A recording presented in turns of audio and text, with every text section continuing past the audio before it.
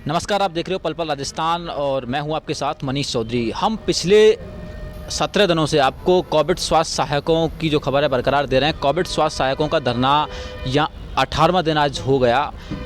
यहाँ देव चौधरी जी, यहाँ तमाम प्रदेश संयोजक, पूरा यहाँ का कोविड स्वास्थ्य सहायक शहीद स्मारक पर 18 दिन से धरने पर बैठे हुए हैं। इन्होंने अनशन पर भी बैठे, सरकार सुनने को तैयार नहीं है, नौकरी और मानदेय को तरस रहे हैं। धूप तेज़ है, पूरे प्रदेश भर से महिलाएं भी आई हुई हैं।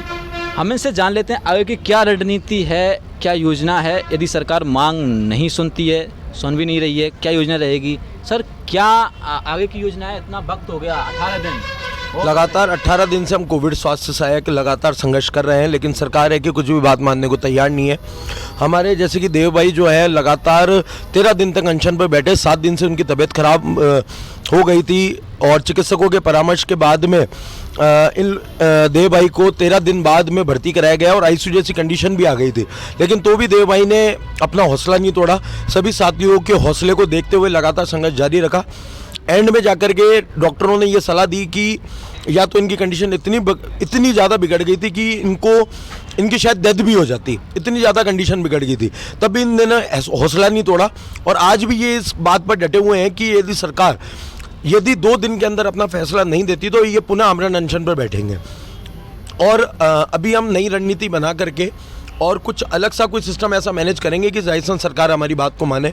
और वो सिस्टम अभी हम सब साथी आपस में बैठ करके निर्णय ले रहे हैं कि आगे किस तरीके से रणनीति बनाए, क्योंकि लगातार हमारे जो भी साथी हैं अनशन पर भी बैठे कई साथी, उसके बावजूद भी सरकार बात नहीं मान रही है और हमारा जो धरना है वो कई समय से गांधीवादी तरीके से चल रहा है। देव जी अनशन पर बैठे, तबीयत खराब हुई, उस दौरान यहाँ कोई स्वास्थ्य विभाग की टीम यहाँ आई क्या कुछ? आप अनशन पर बैठे, आपकी देखभाल के लिए क्या कुछ मामला रहा, आगे क्या योजना रहेगी, आपसे जानना चाहूँगा मैं। सर, अगर मैं बात करूं, अनशन में बैठे हुए स्वास्थ्य विभाग की टीम हमारे पास आती रही, प्रशासन ने हमारा बहुत सपोर्ट किया, लेकिन राजस्थान सरकार हमारी बातें नहीं सुन रही है। प्रशासन बाहर बैठा हमारी सपोर्ट कर रहा है, सरकार हमारी ना तो कोई डेलीगेशन भेज रही है, ना हमें कोई वार्ता के लिए बुला रहा है, ना कुछ उनकी तरफ से अभी तक कोई हमें एक्सक्यूज़ नहीं दिया गया और ना ही वो दे रहे हैं। अगर आगे की बात करें तो हमारा धरना गांधीवादी था और वो चल रहा है अभी तक। अगर 2 दिन में हमारी नहीं मांगे मानी जाती है तो आगे की रणनीति बना के हम फिर सरकार को दोबारा उस तरीके से चेतावनी देंगे कि हमें आगे कब तक चलेगा? सरकार आज आपको 18वां दिन है, हम 2 दिन और वेट कर रहे हैं सरकार का। 2 दिन के बाद हम नई रणनीति के साथ उतरेंगे। कोई वार्ता हुई किसी से आपकी? नहीं, अभी तक किसी से कोई वार्ता नहीं हुई। तो मैं आपसे जानना चाहूँगा, यहाँ आपके खाने पीने का इंतजामात किस तरीके से अपने स्तर से कर रहे हो या कोई पार्टी विशेष आपको ये कर रही है? ये खाने की व्यवस्था हम खुद ही कर रहे हैं। यहाँ और भी स्वास्थ्य सहायक आए हैं, उनसे जानना चाहेंगे कि उन्होंने इतने वक्त, जिस वक्त सरकार ने आपको रखा, जिस कोरोना महामारी के दौरान, और आज आपको नौकरी से बाहर निकाल दिया जाता है, तो क्या उस दौरान आपको जो रखा उस वक्त का जो पेमेंट आपको मिला? नहीं सर, जब कोरोना की सेकंड लहर आई तब सरकार को हमारी ज़रूरत थी, उस टाइम हमें रखा गया नहीं। अभी तक ऐसे ज़िले हैं, बहुत सेंटर जहाँ हैं, अभी तक 9 महीने का किसी को पेमेंट नहीं मिला है नहीं। उसकी अभी तक कोई सूचना है नहीं।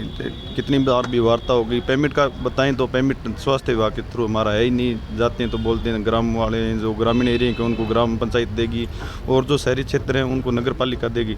नगर पालिका जाते हैं तो वहाँ कोई सुनवाई नहीं करता है कि आपके संबंधित विभाग से बात की जाए इस चीज़ की। सर, क्या योजना रहने वाली है आगे की? क्या है ऐसा, कब तक चलने वाला है ऐसा? अभी इसके संबंध में कुछ भी करना उचित नहीं होगा। हमारी टीम रणनीति बना रही है और यकीन मानिए जो कुछ होगा वो कुछ अलग होगा और राजस्थान सरकार यकीनन हमारी मांगों को मानने पर मजबूर हो जाएगी। और कोविड स्वास्थ्य सहायक के संबंध में मैं आपको बता दूं कि पिछले दिनों में जो कार्य कोविड स्वास्थ्य सहायकों ने किया है उसमें ये था कि 30% का ग्रोथ था, टोटल 30%, 100 में से 30% ही वैक्सीनेशन राजस्थान में हो पा रहा था, उसे कोविड स्वास्थ्य सहायकों ने खींच करके और 99% तक लेके गए और राजस्थान को पूरे देश में सिरमौर बना दिया। तो हमारे कार्य को देखते हुए, हमारी कार्य के प्रति लगन को देखते हुए और वर्तमान समय में हमारी आर्थिक स्थिति इतनी डामाडोल हो चुकी है कि पिछले 18 दिन से जयपुर जैसे शहर में, जहाँ पर राजस्थान खुद महंगाई पे रैली निकाल रही है, उसमें हम बेरोज़गार किस तरह से गुजारा कर रहे हैं, सरकार ने एक बार भी हमें ये पूछने की जहमत तक नहीं उठाई। ना ही हमारे पास किसी प्रकार का डेलीगेशन आया है, ना ही ऐसा कुछ है। हमारे देव भाई साहब हैं जो पिछले 13 दिन तक लगातार अपनी जान को दांव पर लगा के बैठे, इसके बावजूद सरकार का ये जो पत्थर दिल है ये पसीजा नहीं। इसके संबंध में हम सरकार को कहना चाहते हैं कि हम उस बड़ी रणनीति पर काम कर रहे हैं जिस पे आपको यकीनन विचार करना ही पड़ेगा, और आगामी 2 दिन में हम सरकार से एक बेहतर रणनीति के साथ मुखातिब होने वाले हैं। और बाकी जो चीज़ें हैं, कुछ एक प्रोटोकॉल्स के तहत हमारी टीम अभी मीटिंग कर रही है, और उसके बाद में आगामी जो भी रणनीति होगी सरकार को उससे अवगत करवा दिया जाएगा। और भी स्वास्थ्य सहायक आए हुए हैं, उनसे भी हम जानने का प्रयास करेंगे। यहाँ पर और भी स्वास्थ्य सहायक हैं, उनसे जानेंगे हम कि जिस तरीके से कोरोना महामारी के दौरान उन्होंने सेवाएं दी, निकाल दिया जाता है उनको। सर कहाँ से आए हो? मैं टोंक मालपुरा ब्लॉक से हूँ, सोहेल खान।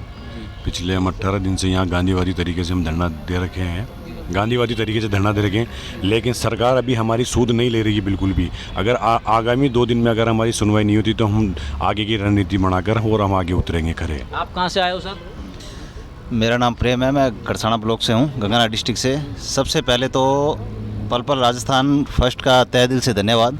जो CHA की जितनी भी मांगे हैं और जो भी है वो पुरजोर से राजस्थान को दिखा रहे हैं और पूरा सहयोग कर रहे हैं। और सर अब आज 18वां दिन हो गया है CHA के धरना का, और ये नर्सिंग डिपार्टमेंट के अंदर सबसे लंबा चलने वाला धरना है, और सभी साथी पूरे शांतिपूर्वक तरीके से धरने को पुरजोर से कर रहे हैं। कोई किसी प्रकार की कोई दिक्कत नहीं है। और हमारे भाई साहब, सबसे बड़ा योगदान देव जी का है, जिन्होंने 13 दिन का आमरण अनशन किया, फिर भी सरकार ने अभी तक कोई शुद्ध नहीं लिए। और हम यही चाहते हैं, और आपके चैनल के माध्यम से चाहते हैं, अभी सरकार जल्द हमारी मांगे सुने और किसी अच्छे नतीजे से हम सब साथियों को वापस अपनी ड्यूटी पे भेजें। आपको कितना वक्त हो गया है सर? 18 दिन से हम यहीं हैं। जब 18 दिन से हम कहाँ से आए हो? मैं गंगानगर डिस्ट्रिक्ट से विजयनगर तहसील से हूँ, और हमारा ये CHA का धरना आज 18 दिन से लगातार चल रहा है। तो आप देख सकते हो इस प्रकार की 18वें दिन से पूरे प्रदेश भर से आए हुए हैं। सरकार बड़े बड़े वादे करती है, कुछ धरातल पर करती है, कुछ हवाबाजी करती है।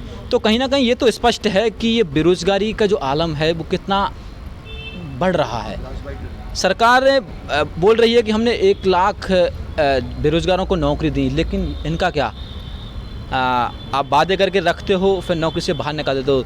तो मैं एक बार और जुड़ना चाहूँगा, मैं जानना चाहूँगा कशिश जी, आगे की किस तरह की रणनीति बनाओगे? क्या होगा यदि सुनवाई नहीं होती है? 18वां दिन हो गया, आगे इस तरह चलता रहा तो क्या?